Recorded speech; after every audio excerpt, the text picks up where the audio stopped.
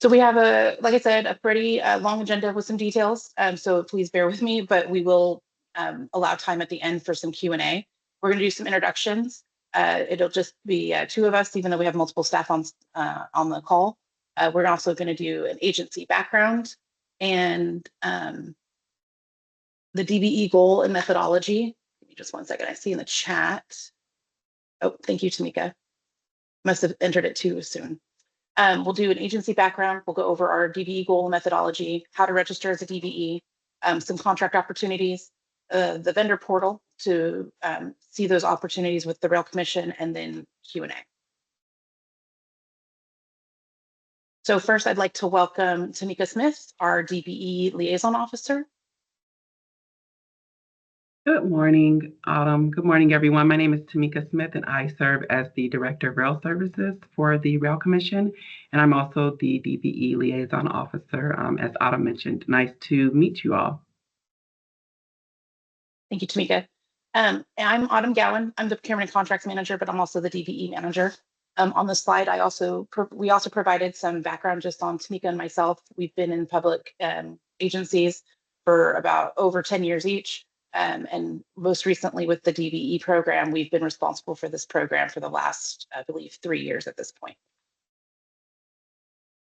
And so for the agency background, I'm going to hand it over to Tamika. Thank you, Autumn. If you can go to the next slide, please. So we're a unique agency. The Rail Commission started off with the ACE service. That is what we call our bread and butter. So our ACE service, we have 4 trains in the morning and 4 trains in the evening. And that is the Altamont Corridor Express, otherwise known as ACE. And we go from Stockton to San Jose. And in 2015, I think it was 2015, right, Autumn? We were named the managing agency for the San Joaquins, which is currently operated, a lot of folks know it as the Amtrak San Joaquins. And for that service, we have 5 round trips that go between Bakersfield and Oakland, and then 1 at the time that goes between Sacramento and Bakersfield. Next slide, please. And here is our Valley Rail overview. This is our expansion. By the time that we're complete with our expansion, we will have 17 new stations, 9 in the south and 6 in the north, and then 2 stations specifically for the San Joaquins the service. So here on the right side is the map, and let's see, let that person in. You can see that some of the stations will serve as a transfer station, but at the end of around maybe 2033, 2034, we will have a total of the number of stations you see on the left side. And I will now turn it back over to Autumn. Thank you, Tamika. Okay, so for those of you who may not know, the Rail Commission, I mean, that was the agency background, but as a public agency, we do receive federal funds specifically from the Federal Transit Administration, and which requires us to create and maintain a DBE goal for our agency for a period of 3 years. So the last time we did this was 3 years ago, and we're doing it again. So we have done our analysis, and that has been released to the public about 30 days ago. And so we still have about 9 days, I believe, on our public comment period. And so it's out there now to be shared, and it was released to the public for comments. We've received a couple comments, but one of the things we also like to do is make sure we have a public meeting to share it, present it, and then again, be available for any kind of questions and answers. The annual goal would be effective October 1st through September 2025 through September of 2028. And then the goal represents the percentage of DBE firms who are willing and able to participate in the projects that the Rail Commission will present. I'll present here in a few minutes. And then based upon that analysis, we do propose an annual overall DBE goal of 1% for the 2026 to 2028 period.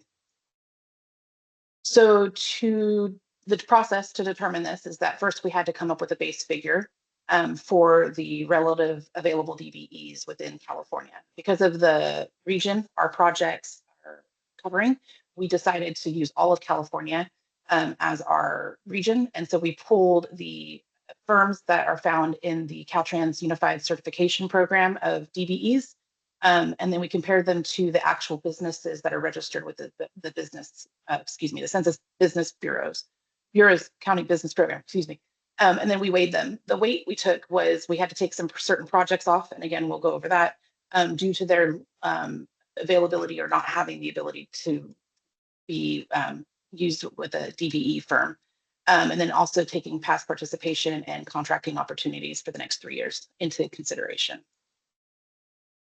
So in the next 3 years, we have 15 projects that we anticipate will have FTA funding on it. Those 15 projects are listed here on this slide, and they're in even more detail in the actual methodology document.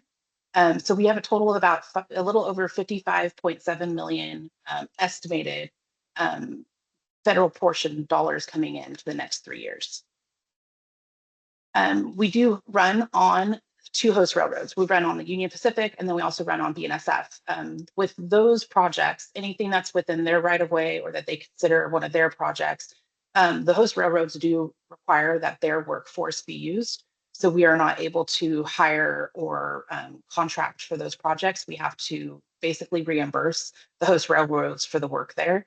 And so that kind of limits some of those projects because they're going to be with the host railroads. And so we don't have a DBE opportunity there. Another factor that we had to take into consideration is that a lot of the FTA funds are also for our regular operations and maintenance already of our system, and that is through our operator maintainer TASI or Transit America Inc.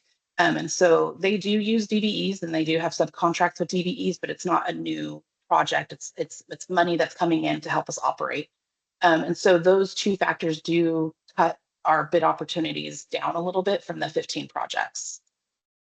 So with that taken into consideration, there is 10 projects of the 15 that will have DBE participation that is estimated or that can happen. So we have the Stockton track extension, then we have a Tracy station, Manteca, North Lathrop. We are doing a local locomotive zero emission engine conversion study. We're upgrading our security cameras. We are updating our public information display systems. We will have a ticketing platform project, phase 1, finishing that out. And then with Ripon Station, and then we also have a revenue service communication equipment. Those are all projects within the next 3 years. Don't have a hard schedule yet, but that is what we're estimating within the next 3 years.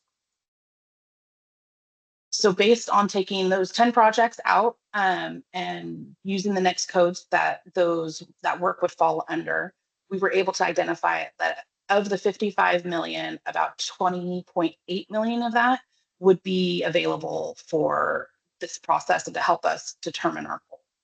And so we use construction, manufacturing, wholesale trade, transportation and warehousing, real estate and rental and leasing, and then professional, scientific, and technical services next codes to help determine this. So the base figure, we took all of that information. We took the 20.8 million from the previous slide and then looked up the DBEs and made sure that we were quantifying those. We took the DBEs and then the firms that are available in California and created the base goal. Due to the size of the agency and the cost of the projects involved, we did not utilize any out-of-state contractors or consultants. So this basically just says in longer words what I just said. We did use each next code. So we did take each next code. We found each business related to that next code and then the DBE related to the next code. And so the base figure is the number of DBEs by next code divided by the number of firms or of businesses using that next code. And that came up with our base figure. And then very, very summarized table of what is available in the methodology. We found that of the 46 next codes that we used, there's a little over 3,800 DBE firms registered, and there's 411,000 companies in California, which gave us 0.93% of DBE firms that are able to do the work. So then the weighted percentage, we did take into consideration because it greatly, our percentage greatly decreased from available DBE firms from 2023, which was the last time we did this methodology. It decreased from 4,300 to 3,800.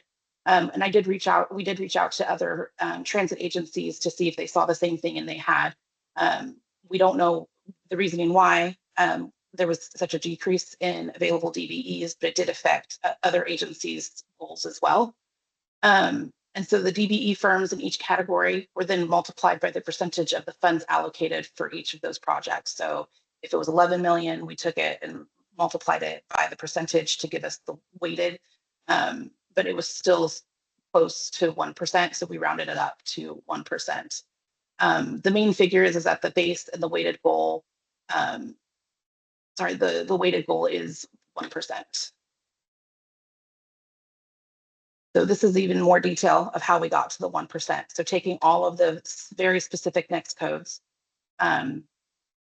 these are the DBE firms in one column that are available, and then the next column are the businesses that are available, and then their percentage, and then the total of the FTA dollars based on the dollar amounts in the other tables. That's how we came up with each area's weighted DBE percentage. And that totaled down to the 0.97, while the base figure was 0.93. And so we rounded it up to 1%. So this is just another slide to show the other sections we did. But again, the methodology document has much more detail. So we do anticipate having 55.7 million in FTA funds for projects, but that is less, $16.2 million less than what we had the previous 3 years. Of the approximate 55 million available, about 20 million is available for 10 projects. And that is actually more though. So it kind of balances itself out. But then the thing that we did notice, the other stark change is the decrease of DBEs that are available here in the state of California. So taking all of that into consideration, we proposed to the FTA a 1% DBE goal. And so we are presenting this for public comment, and that, if you have any comments or questions about it, we can answer it at the end. But this is how we got to the 1%. To meet that 1%, we would be using a race neutral measure. There's two ways of doing reaching your goal, and that's race neutral or race conscious.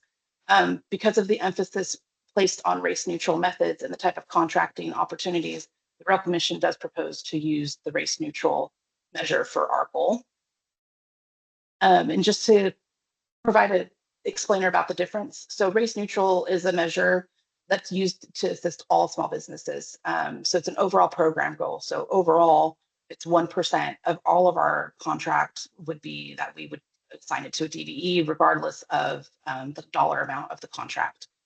Race conscious is a measure that focuses specifically on only DBEs and its contract specific goals. So each contract would have its own specific goal that needs to be met.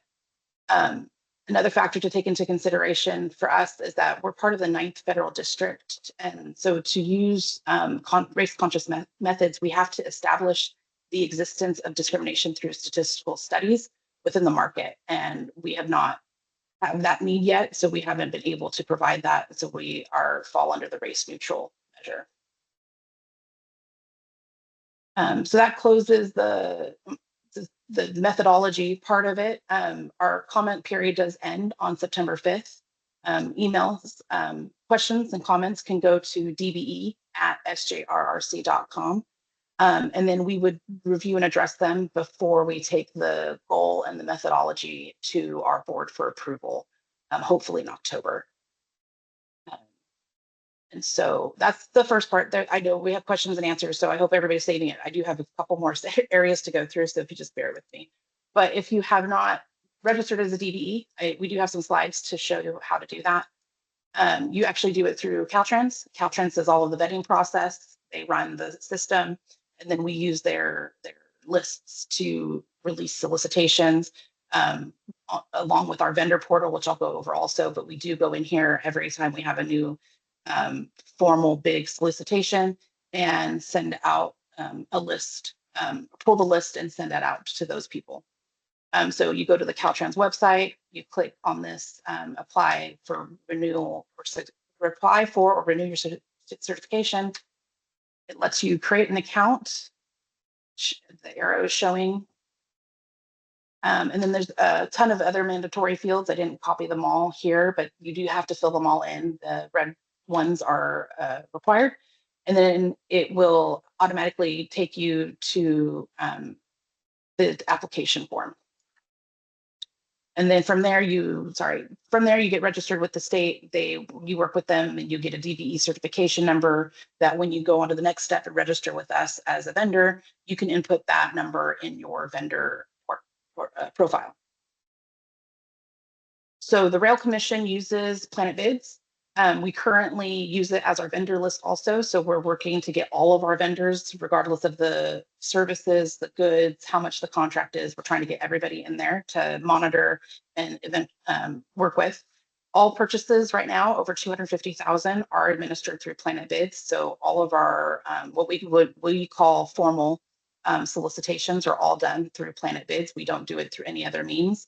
It allows you to view and download open solicitations. So once you're registered with us, you get to see everything that we're doing, what's coming, what's pending, what's been awarded, all of that information is in there. And then you can also you would register using your NEX codes. When you do register, we recommend picking your specific NEX code, but also picking the higher umbrella NEX code. That way, if because we'll always choose the higher one too, but also in case they come up with a new one or we miss one, at least the umbrella, you would still get the alerts for those bids. Our future goals with this software is that all purchases, regardless of the amount, will be done through Planet Bids. They have the ability to do quick quotes where we can shoot something out to a list and get responses within a week. We also want to upload and maintain the certificates of insurance, which would help us for the monitoring purposes, but also helps the vendor because then it kind of triggers them and lets them know that they need to send us a renewal notification. Other things with reporting requirements such as DBE, subcontractor payments, subconsultant payments. That's also something we'd like to do. And then contract administration, where it's a repository for us on our back end, and we could see like which vendors have contracts with us. Excuse me. The benefits of Planet Bids for the vendors, not just for us, this is for the vendors, is that you get to maintain your own profile. You do select your NEX codes. You have control over what certifications are. You get to go in there. You do have to make sure it's updated. It is still your responsibility to like make sure the email address is correct. I do recommend that it is an email that you know is being monitored and not like an email that's going to get a lot, or you won't see if there's spam, quote unquote. That's happened to us before. So definitely somebody or an email that is monitored so that you don't miss anything. You do receive automatic email notifications when a bid goes up. It's up there when there's an addendum, when questions are answered. Anything goes out, it's automatically straight to you in that email that you submitted. It also creates an opportunity to connect with the prime contractors and consultants. You're able to go into each open solicitation and look at the prospective bidders lists. And when you register as a prospective bidder, you have to choose if you're a prime, a sub, or if you're just there for communications. And so as a sub or a small business, you would be able to go into a bigger project and look at who the prime vendors are and reach out to them to see if they need any support or if they're looking for a sub to fill a need. And then you can build that relationship there. And it doesn't always have to be that one. It could just be, this is an opportunity for you to network and reach out to those primes regardless and start, it's sharing what you provide and selling yourself and your business on how to create those relationships with those primes. You can also download all of the solicitation documents when they become available. You receive the addendum notifications, and then you're able to submit your bids or your proposals directly into the portal. It's very helpful because they will let you know what you need to provide. It won't let you submit it unless you provide everything that you're supposed to. So it helps the vendors remember that there's certain things that need to be uploaded, but also it closes it out at the end of the bidding time. And so that helps everybody that there's no late bids. There's no concern about what happens if it comes in 2 minutes late. The system really does shut out at close. And then if you're not uploaded, it's not responsive. And you get the most up-to-date solicitation information and documents. We do regularly update that list. And then it's free also to the vendors. I believe there's a paid version that you could pay Planet Bids separately for other services, but our subscription and what we have provided for our vendors is free for the vendors. I should note too, one separate note is that if you have a Planet Bids profile already with another agency, you still have to register with our agency. So for example, if you have a profile and you're registered with SAP-RT, you just have to go in and register with us as the Rail Commission, and then you would get the same notifications. And it's very similar to like what SAP-RT, NCTD, and a couple of other larger transit agencies do in the state of California. So this is the process to register with Planet Bids.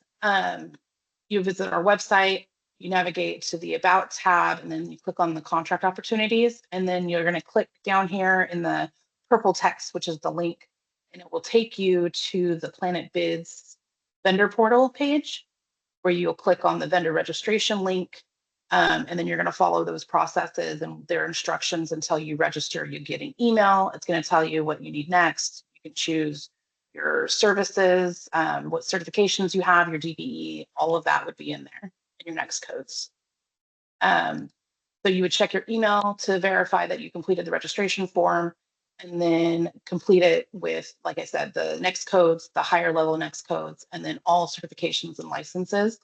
And then you will start to automatically receive any bid alerts that are tied to your category codes that you chose.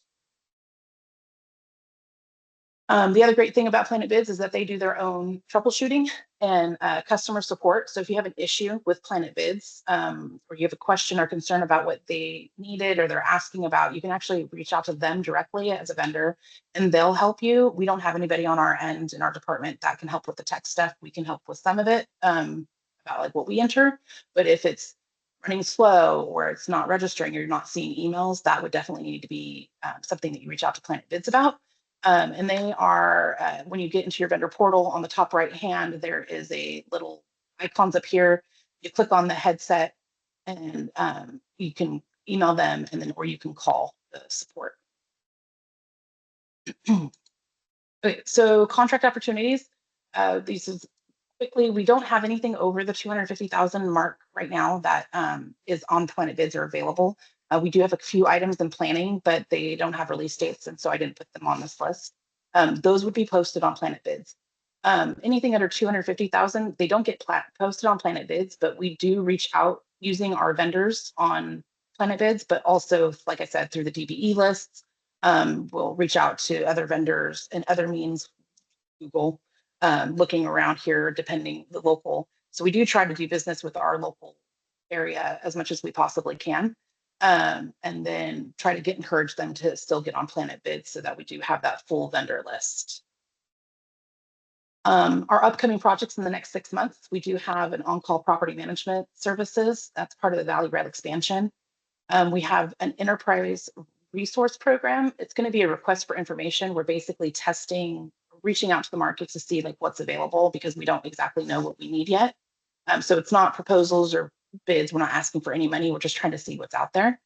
Then we also have 8th shuttle operator out of Santa Clara, and then we'll have landscaping services in Natomas, California. So even though we're in Stockton, as you can see, we still have some projects that are not just in Stockton. And so that's why we use the DBE lists and the bureau list from the state of California. We're also a business too. So, and we have 2 main facilities here in Stockton. And so we do still have day-to-day services. If we're not under contract for them, we'll be procuring them, but we have copiers, landscaping, fire alarms. We always need marketing and outreach services, several different maintenance services, whether that's striping, parking lots, trimming trees, doing little minor maintenance projects throughout all of our facilities. IT, HVAC, printing, pest control. There's just so many that we do really have. I don't have a full list, but we do put it out there. Most of those go out in some way on Planet Bids. So it's notified to the public, and so it's available. Okay, that's it. I tried to get through it. I thank you everybody for letting me get through it so we have some time. It looks like we have a little over half an hour for questions and answers. And so If anybody has a question, if they want to go ahead and put their hand up, I can. We have a few in the chat as well. Okay. One is, will the presentation be sent to those in attendance? Yes. Sorry. Thank you. I forgot to mention that at the beginning. Yes. Okay. And what about the recording? Yes. Okay. Thank you. Those are the two that are in the chat, I believe. Yes. Okay, great. I have one hand for Anna Rickman. Rickman? Yes. Hi. Hi, Autumn. Thank you. And I'll turn my camera on because it's nice to see you in person, because I know I've emailed you before and you've been very responsive. So thank you for that. A question I have is regarding the 1% DBE, and knowing that, I don't, knowing that I'm guessing a lot of us on this call come from different types of companies. I'm supporting a company that does professional services, construction management, and program management. And I know that with the ZODS projects, typically we see projects that have funding that comes from, at least it used to come from a lot more, the federal government. So the Federal Transit Administration or Caltrans, or one of those types of agencies. And with that, those agencies have their own DBE goals that they then pass down to the agency that's receiving the funds. So my question is, does the 1% take that into account, or will those DBE percentages vary based on funding sources? That's a great question, and point taken that I needed to put a slide in there to differentiate that, because it is very different. This is for our FTA funded money that we as a direct recipient get directly from the FTA. So I know that's a lot of like formal words. We get money from the FTA directly. This is something that we have to do. So that 1% is for any projects that we're using our FTA money for. If the federal funding is coming through Caltrans, is a good example, they have their own requirements that we do have to follow, and that might be a contract goal. So you're right, you might see a contract that or solicitation that's going to come out, I don't know, in the next 2 years that does have a contract goal, and you're going to say, well, Autumn said we don't do those. And so thank you for asking, and let me clarify that. It is, they might have that, and it would be because it's Caltrans is requiring us to put in that contract goal. But for this purpose and for this 1%, it's for our FTA federal dollars that we are getting directly from them. Thank you. You're welcome. Next is, I have Sylvia. Thanks for doing this. So I have two questions. The first, going back to one of your slides that you established your 1%, it's not so much about the 1%, but when you establish project-specific goals, I noticed that on the, so I work for professional services also, but it is in support of construction. So we get brought into construction projects, but looking at your higher code 54, I see that you don't have our next code, which is safety, site safety. And so that would fall under the 541690. And so, for instance, that's missing. So when you do your upper evaluation code of 54, for instance, that's fine. It would cover, whatever's under that, right? Mm-hmm. But when you do project specifics, and this happens on many project solicitations, that item isn't there. And some call it PMCM services, but the site safety is required by OSHA and typically all public agencies. So, we always have to battle that, because if we don't have that specific code that we are certified as a DBE for, then, it's like the prime can't claim it, apparently. And that becomes a whole contention of, do they bring us on, not, what have you. So if that is something that your team could look at and expand, that would be great. Thank you for bringing that. Well, sorry. Let me just, because I want to make sure I got that number correctly. So what was your actual next code? We're 541690. Thank you for bringing that, because that's a good point. That's a great point. And that means, and this is what the public comment period is for too, is that we can take that back then and put it into our methodology, and maybe that helps also. But yes, we'll make sure that we have that when we send out the construction projects for sure. Yeah, Thank you. and that's kind of almost like 5.4. It's a broader sense that does cover environmental and you know, the other areas that are considered kind of a general professional, scientific, technical assistance services, and a lot of other inspection companies and what have you fall under that as well. So, you know, you definitely need those on projects. Yes. I did have a second question. In your list of projects, I forget what slide that was. Is it possible that you can make on your whatever platforms available those projects, not just the ones that you're funding, but the ones where you're funding a different agency run project that just lets us be aware of other projects out there as well that we can tap into? Did that make sense? It does. I don't know many of them. We're not a pass through, so we don't have many that we do that way. So we're still the responsible party for it, but I can look into that. Yeah, like Metro, for instance, has LA Metro has funds that they support, you know, other cities maybe that are running, or other agencies. And then they have a list that also includes whatever money they're using, even though it's being managed by a different agency. But it gives us an idea that there's other projects there that we can reach out to as well as opportunities. That's what I'm getting at. Yeah, we're not set up that way. So we're not, we don't have subrecipients, I guess is like the formal way of saying it. So our money is our money, it's our project. We don't, we might need to pay an agency for their work or their services, but we're not funding another project or giving that money to a different agency to fund a project. So we're not set up that way.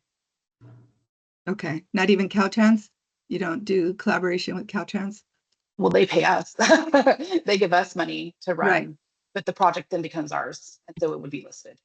Yeah, and with their website, then they have projects that list where they're helping fund another agency. So, Okay. but you don't have that. Okay. Thank you. I think I saw a question in the chat.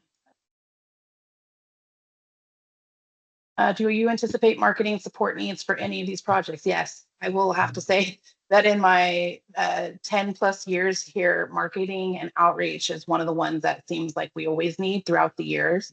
And so I would highly encourage you to register and share your services. And so we get you on our vendor list.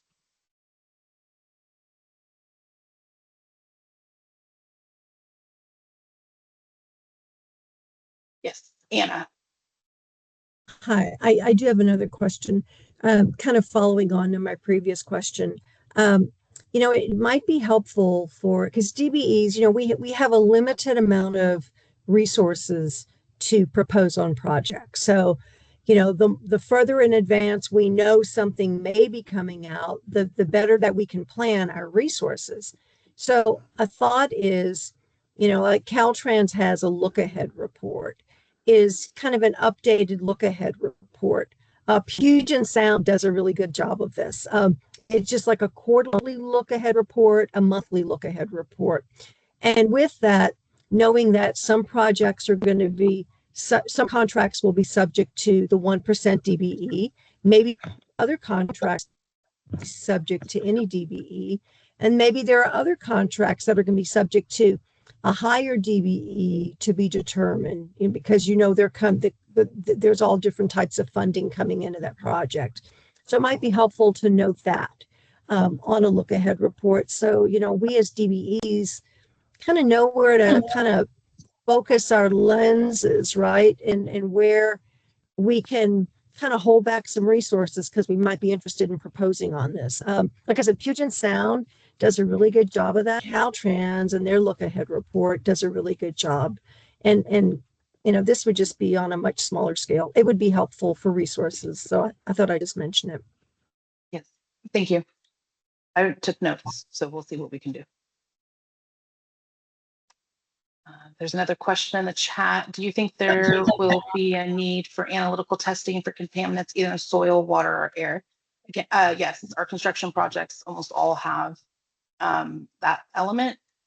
If it's outside of a construction project, I don't know day to day, but we could have things that come up. So who knows? There's, I always think that we have a good idea of what we need, and then somebody comes in and throws in a new project or a new idea out there. And so there could be a need for it, but definitely on our construction projects, we will need that. Sylvia.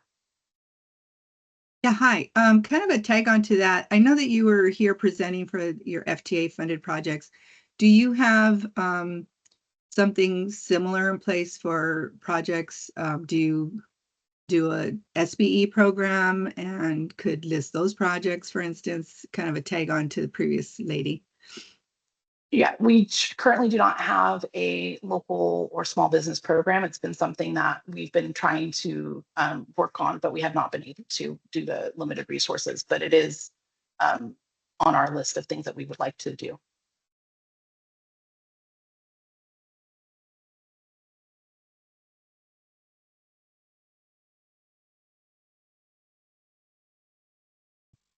Are there any other questions or comments?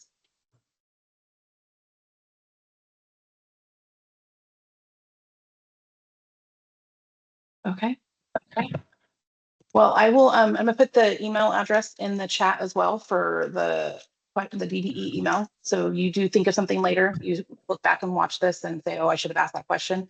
Please definitely shoot it to us and let us, we'll try to respond if we can.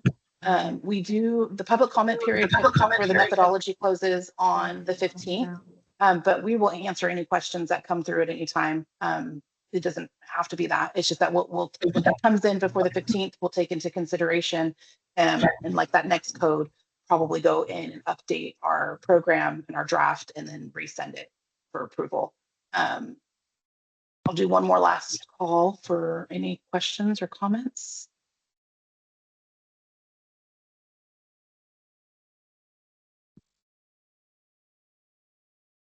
Okay. I appreciate everybody's time. And thank you for asking the good questions. I do have some notes and some good information to take back. And we look forward to hopefully doing business with all of you in the future. Again, if you have any questions, please email that dbe@sjrc.com. If you joined a little bit later in the chat, there's a Google form to enter and sign in and provide your email information, and then I will make sure this presentation and the recording go out to the people that attended. Appreciate everybody. Thank you so much and have a great day. Thank you.